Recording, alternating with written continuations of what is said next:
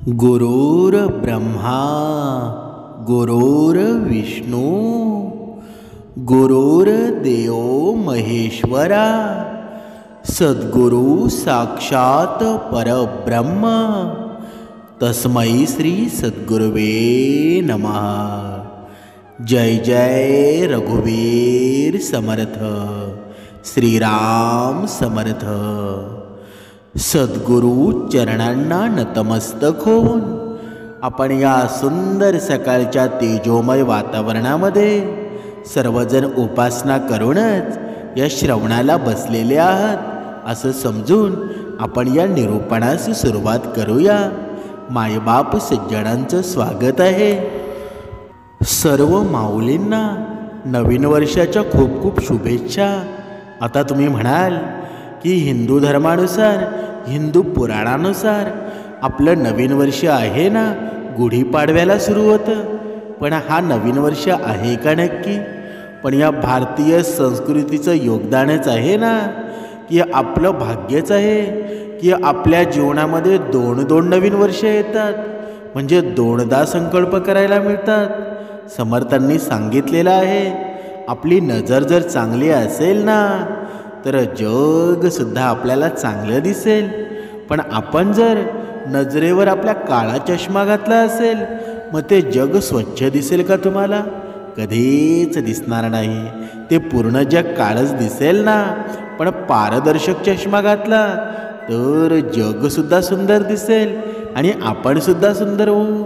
म्हणजे काय? समर्थांनी सांगितलेलंच आहे ना, हे नवीन वर्ष बघा, कुणाच्या मते हे नवीन वर्ष म्हणजे आपलं नव्हे, पण एखाद्या सुंदर व्यक्तिमत्वासाठी प्रत्येक दिवस नवीन वर्ष असतो।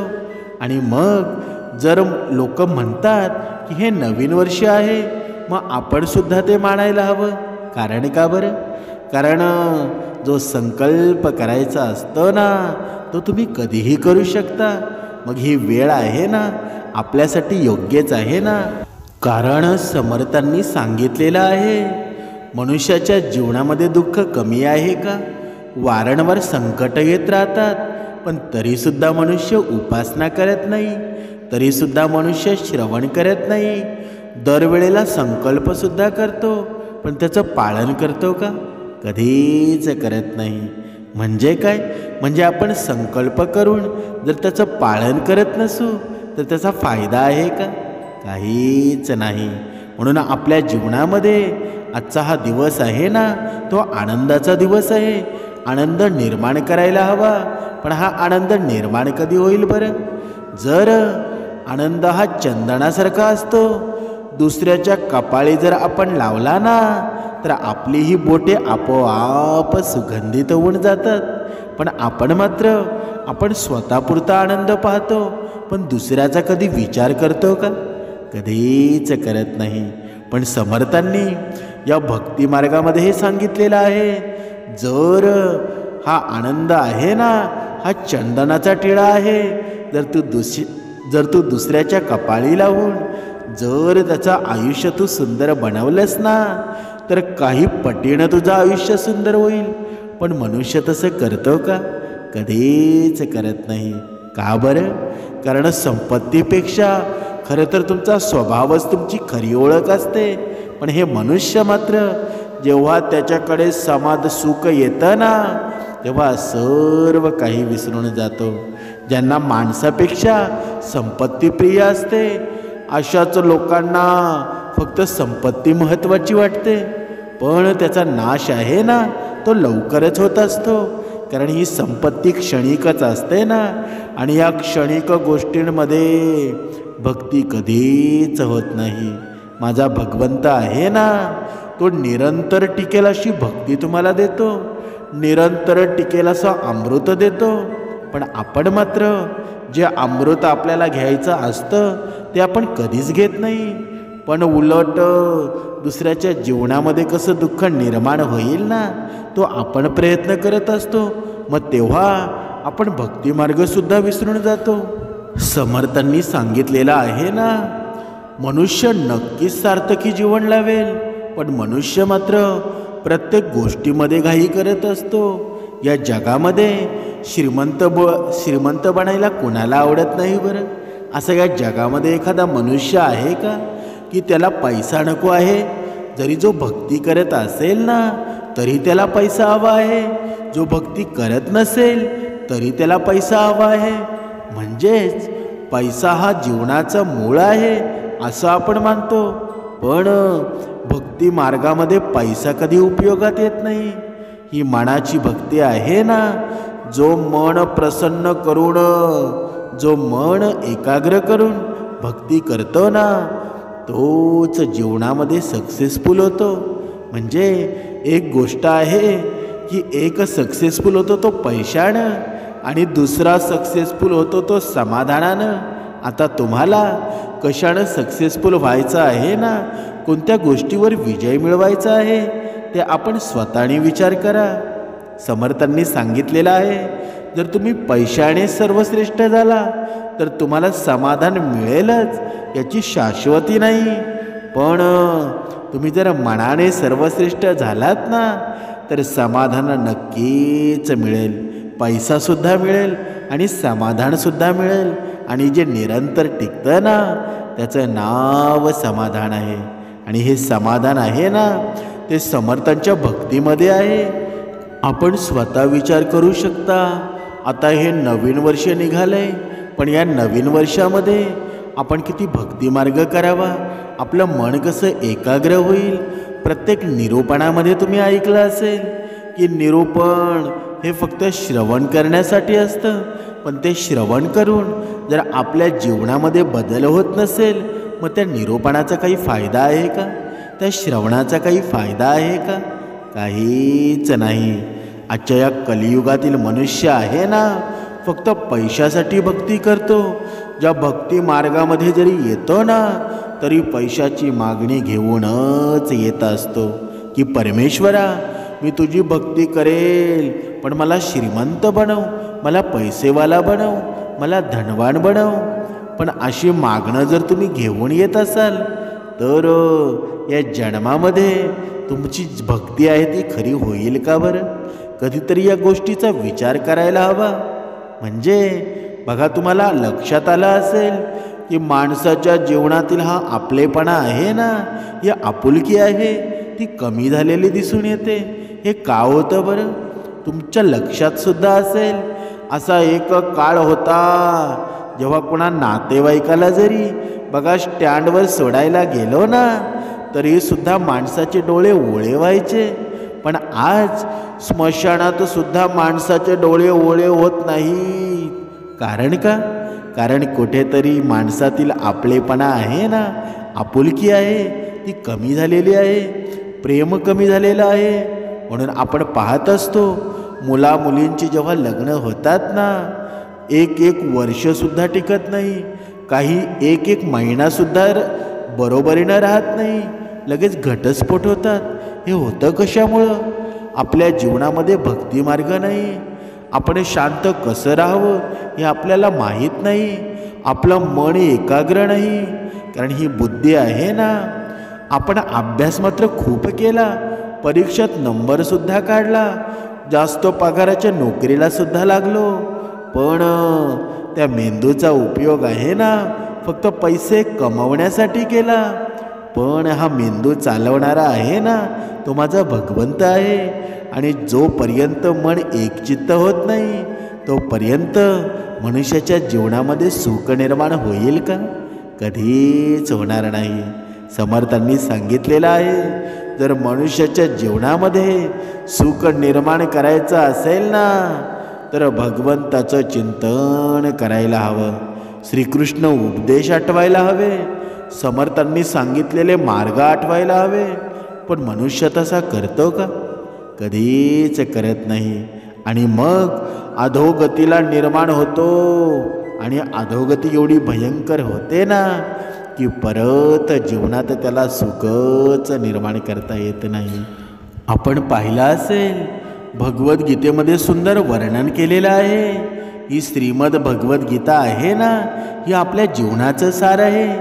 यासोबतच यात यश मिळवण्याची आहे ना ती अनेक रहस्य दडलेली आहेत.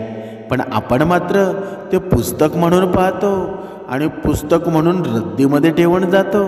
पण आपण एकदा तरी भगवद्गीता वाचायला हवी. ते सार आहे ना, तुमच्या जीवनाचा मार्गक्रम बदलू शकतं. पण आपण मात्र भगवद्गीता कधी वाचतो का? कधीच वाचत नाही.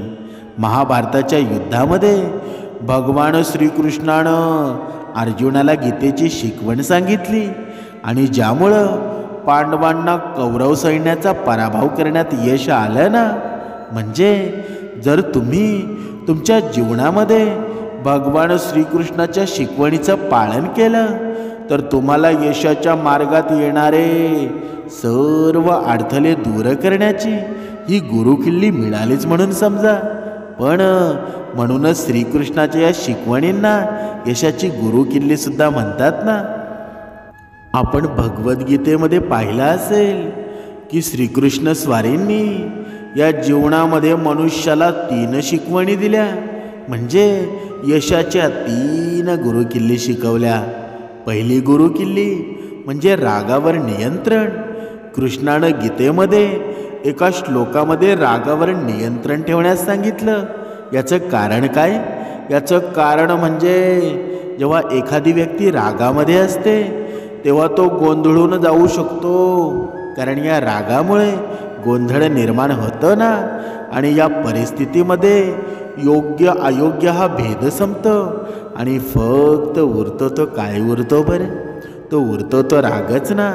म्हणून जर रागावर नियंत्रण करायचं असेल ना तर ब्रह्ममुहूर्तावर उठायला सुरुवात करायला हवी. या भगवद्गीतेमध्ये सुद्धा सुंदर वर्णन केलेलं आहे.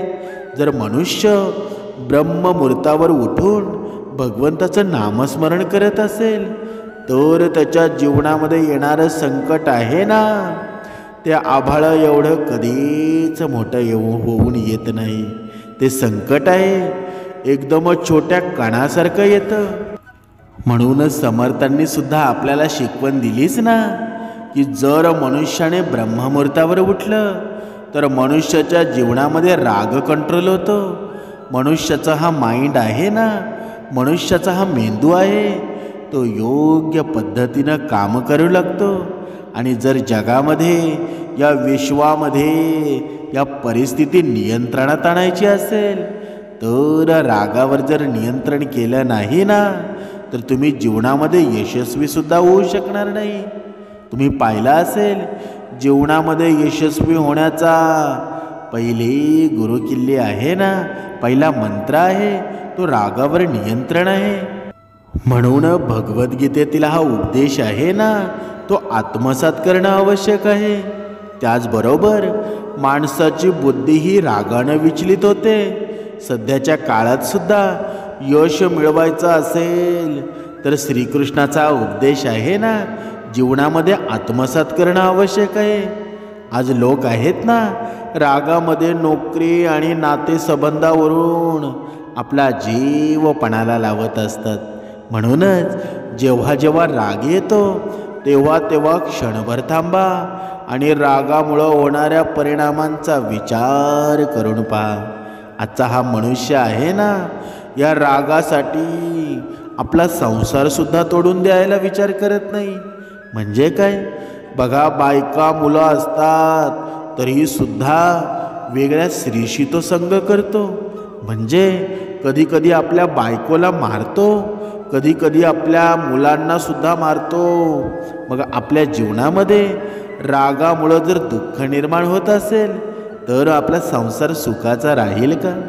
आपली सुद्धा अधोगती होते आणि आपण आपल्यासोबत आपल्या संसाराची सुद्धा अधोगती करतो.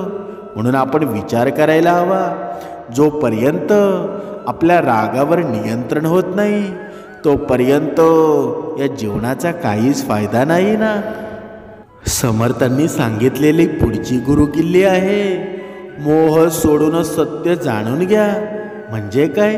म्हणजे गीतेमध्ये श्रीकृष्ण अर्जुनाला एखाद्या गोष्टीचा मोह सोडून सत्य जाणून घेण्याचा प्रयत्न करण्यास सांगतात. म्हणजे हा मोहाचा काही उपयोग नाही. हे शरीर नश्वर आहे आणि एक दिवस नष्ट होणार आहे. म्हणून देहाचा मोह सोडून समाज आणि धर्म यांच्यामध्ये जे चांगलं आहे ना ते करण्यास अजिबात संकोच करू नकोस. पण मनुष्य असा करतो का? कधीच करत नाही. हा मोह आहे ना, हा मोह एवढा वाईट असतो की आपल्या संसाराची सुद्धा उद्ध्वस्त करण्यास तो कमीपणा घेत नाही. कधीच तो आपल्या संसाराचा विचार करत नाही. म्हणून ह्या मोहापासून आपण दूर राहिलं पाहिजे. जर मोहापासून आपण जर दूर राहिलो नाही ना तर आयुष्यामध्ये दुःखाशिवाय दुसरा काहीच पर्याय नाही. नक्कीच तुमच्या जीवनामध्ये दुःख येणार. म्हणून हा मोह आहे ना तो कुठे करायचा कुठे करू नये हे समर्थ विचार शिकवत असतात. समर्थांनी सांगितलंच आहे ना, हा आयुष्य म्हणजे हा चित्रपट आहे आणि या चित्रपटामध्ये आपण कलाकार आहोत. आपण कशी भूमिका निभवायची ना, कसे या चित्रपटामध्ये रंग भरायचे हे आपण ठरवत असतो. आपले कर्म ठरवत असतात. पण आपले कर्म जर व्यवस्थित नसतील ना तर त्या चित्रपटामध्ये आपली भूमिका चांगली होणार नाही. म्हणून कर्म चांगले करायला शिका.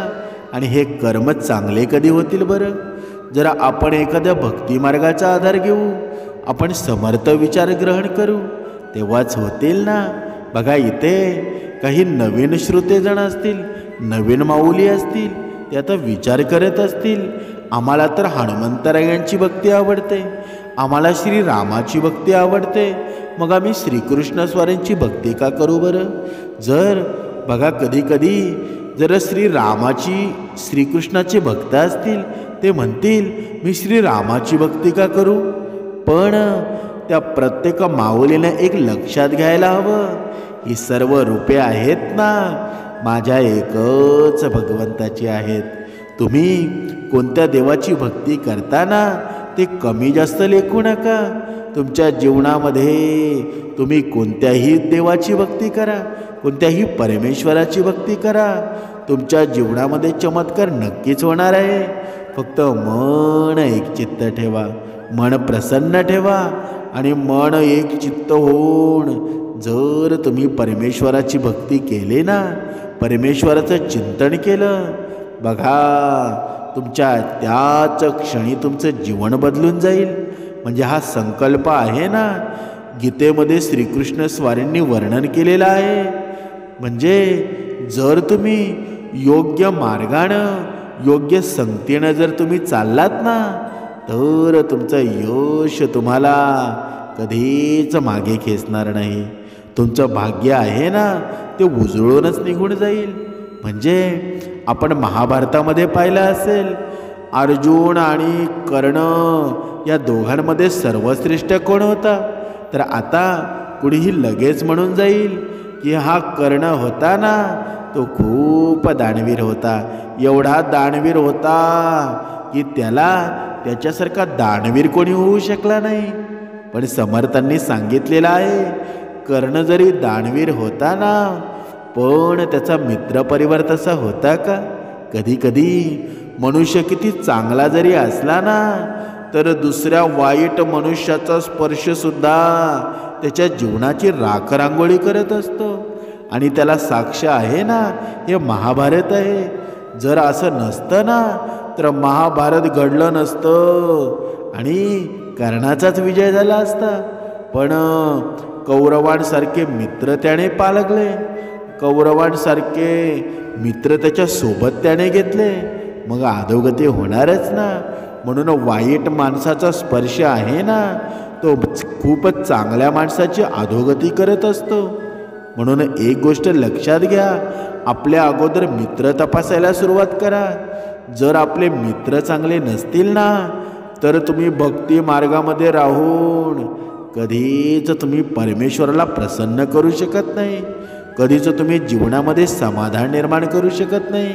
पण त्याउलट महाभारतातला अर्जुन होता आणि हा अर्जुन होता ना जरी विद्येमध्ये धनुर्विद्येमध्ये बघा वेगवेगळ्या गोष्टीमध्ये कर्णापेक्षा तरी कमी असेल पण त्याला पाठीराखा कोणाचा होता बरं?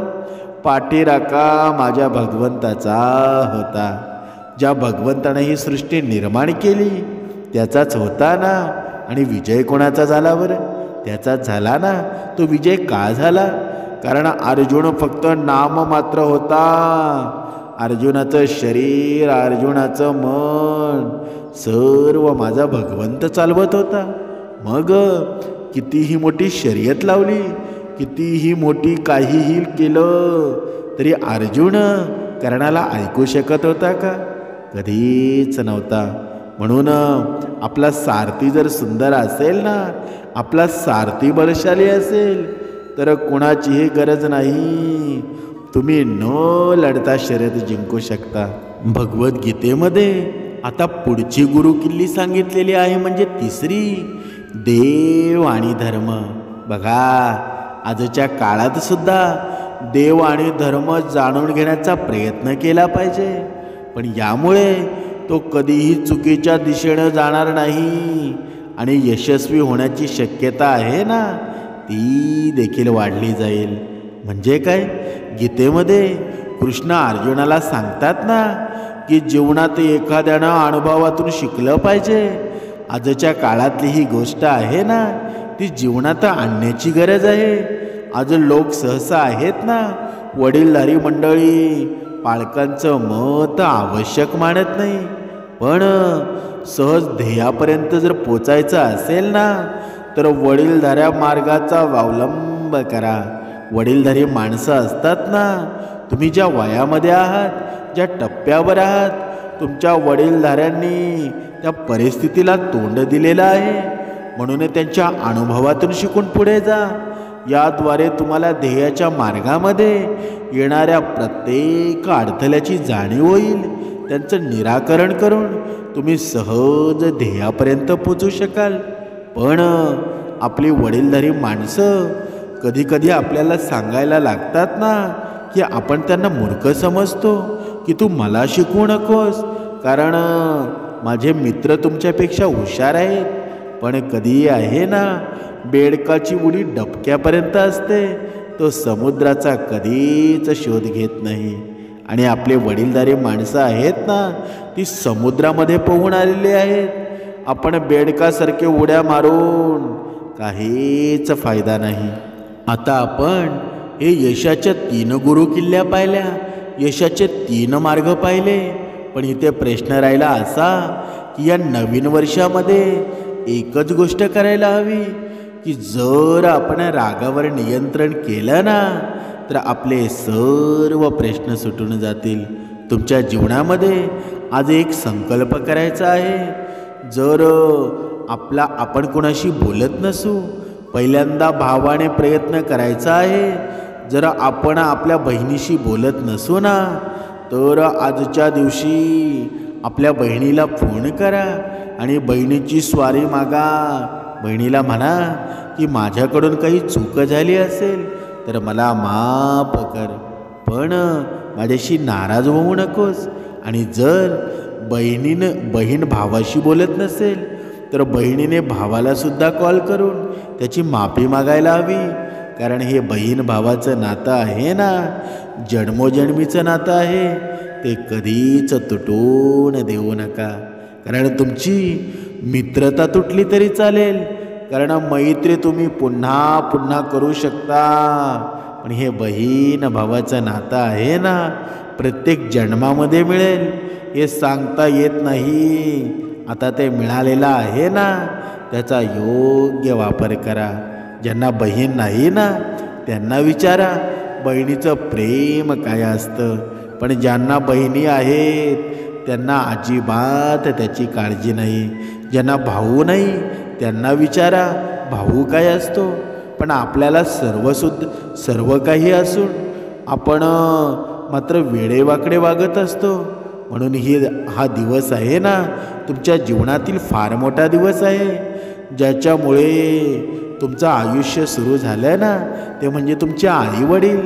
आईवडिलांच्या अगोदर क्षमा मागा. या नवीन वर्षामध्ये जर तुम्ही सकाळी उठत असाल, ब्रह्ममुहूर्तावर उठत असाल, तर ब्रह्ममुहूर्तावर उपासना करून आईवडिलांचं दर्शन घ्या. जर अगोदर तुम्ही घेतलं नसेल ना, तर आजपासून सुरुवात करा. कारण हे दर्शन आहे ना तुम्हाला यशाचा मार्ग दाखवेल. चुकून जर मागे गेलेल्या वर्षामध्ये जर कोणाचं मन दुखवलेलं असेल ना तर मन एकत्र करून मन स्थिर करून त्यांची क्षमा मागा. पण क्षमा हा गुण आहे ना तो प्रत्येकामध्ये नसतो. माणसाचं मन एकाग्र कधी होतं बरं? जेव्हा माणूस उपासनेला सुरुवात करतो ना तेव्हाच होऊन जातं. आणि हा क्षमा हा गुण आहे ना तो कुणामध्ये सुद्धा नसतो. तो ज्यामध्ये असतो ना तो भगवंताचं स्वरूप असतो. मग आपण कोण आहोत याची प्रचिती आपल्याला स्वतःला येऊन जाईल. आपण आरशामध्ये बघायला हवं, पण आपण आरशामध्ये कधी बघतो का? कधीच बघत नाही. आपण नुसतं दुसरा कोण आहे ना त्याच्याकडे बघत असतो, पण स्वतःला मात्र बघायचं आपण विसरून जातो. म्हणजे समर्थांनी दासबोधामध्ये वर्णन केलेलं आहे, जिथे आपल्याला मान मिळतो ना तिथे आपण मान घेत नाही, आणि जिथे आपली टिंगलटवाळी केली जाते तिथे आपण आद्र जात असतो. समर्थांनी दासबोधामध्ये सुंदर वर्णन केलेलं आहे.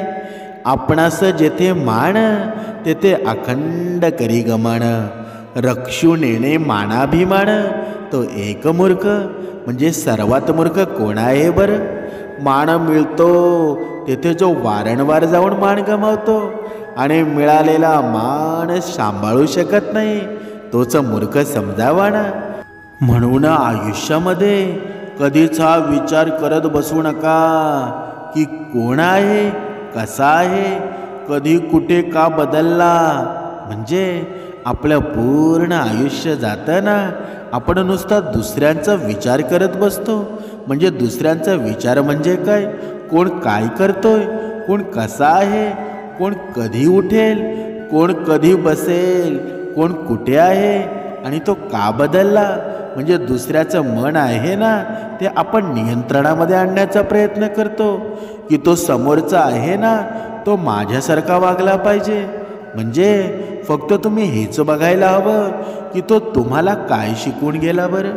पण आपण मात्र त्याच्या आयुष्यामध्ये घुसण्याचा प्रयत्न करतो की त्यानं माझ्या मनासारखं वागावं. पण हे कधी शक्य असतं का? आपण त्याच्याकडून काहीतरी शिकायला हवं, पण आपण ते कधीच शिकत नाही. आणि आयुष्यामध्ये आहे ना तोच माणूस हारला जातो. समर्थांनी सांगितलं आहे ना, अट्टहासाने जोपासलेला गर्व, दुसऱ्याने भरलेले कान आणि वैर भावना असतात ना माणसाला अनेकदा हरवत असतात. पण मनुष्य मात्र या सर्व गोष्टींना निरर्थक मानत असतो. मग मनुष्याची अधोगती झाल्याशिवाय राहील का बरं? नक्कीच होणार. कारण हा गर्व आहे ना मनुष्याच्या जीवनामध्ये कसा येतो ना, आणि दुसऱ्याचं तो म्हणणं ऐकत असतो, दुसऱ्याबद्दल वैरभावना निर्माण करतो. मग असा मनुष्य जीवनामध्ये यशस्वी होईल का? जरी त्याच्या जीवनामध्ये पैसा असेल, जरी त्याच्या जीवनामध्ये गाडी बंगला असेल, तरीसुद्धा तो जीवनामध्ये समाधानी राहू शकत नाही. मग जर हा पैसा, धन, संपत्ती, गाडी, बंगला जीवनामध्ये समाधान निर्माण करत नसेल ना तर मग त्या पैशाचा काही फायदा आहे का? कधीच नाही. म्हणून आयुष्यातल्या या नकारात्मक गोष्टी आहेत, या गोष्टी काढून टाकायला हव्या. आणि आपली सुरुवात आहे ना ती चांगल्या मार्गाने करायला हवी. आणि ह्या चांगला मार्ग म्हणजे काय बरं? हा चांगला मार्ग म्हणजे समर्थांचे विचार आपण निर्माण करायला हवे. हे समर्थांचे विचार आहे ना ते मनामध्ये निर्माण करायला हवे. या अहंकारी रावणाला आपल्या मनामधून काढून टाकायला हवा. पण जोपर्यंत ही जागा आपण शिल्लक करत नाही ना, ही जागा या अहंकारी रावणाला आपण आपल्या मनामध्ये बसून ठेवलेलं आहे, जोपर्यंत काढत नाही ना तोपर्यंत माझा श्रीराम तुमच्या मनामध्ये बसेल का बरं? कधीच बसणार नाही. म्हणून अगोदर या अहंकारी रावणाला काढा, या रागाला काढा, या लोभाला काढा, मग आपोआप माझा भगवंत बसून जाईल ना, तुला कळणार सुद्धा नाही. म्हणून प्रत्येक माऊलीनं या नवीन वर्षाचा संकल्प म्हणजे रागावर नियंत्रण ठेवा. कारण सत्ता असू द्या, संपत्ती असू द्या, वेळ असू द्या, एकदा शरीर साथ देईल किंवा देणार सुद्धा नाही. परंतु चांगला स्वभाव आहे ना, तुमचा समजूतदारपणा आहे आणि खरे नातेसंबंध आहेत ना, ते निरंतर तुमच्यासोबत राहतील. म्हणूनच स्वभाव व्यवस्थित ठेवा. दुसऱ्याच्या जीवनामध्ये आनंद निर्माण करण्याचा प्रयत्न करा. आपोआप तुमच्या जीवनामध्ये निर्माण होईल. म्हणून घाबरून जाऊ नका. निरंतर भगवंतावर विश्वास श्रद्धा ठेवा. तुमच्या जीवनामध्ये तुमची स्वप्न आहेत ना, नक्कीच सत्यात उतरणार आहेत. म्हणून टेन्शन घेऊ नका, दुसऱ्याला टेन्शन देऊ नका. निवांत राहा. प्रत्येक कामाची सुरुवात आहे ना, भगवंताच्या नामस्मरणानं करा. बघा तुमचं जीवन आहे ना, किती सुंदर होऊन जाईल. जय जय रघुवीर समर्थ.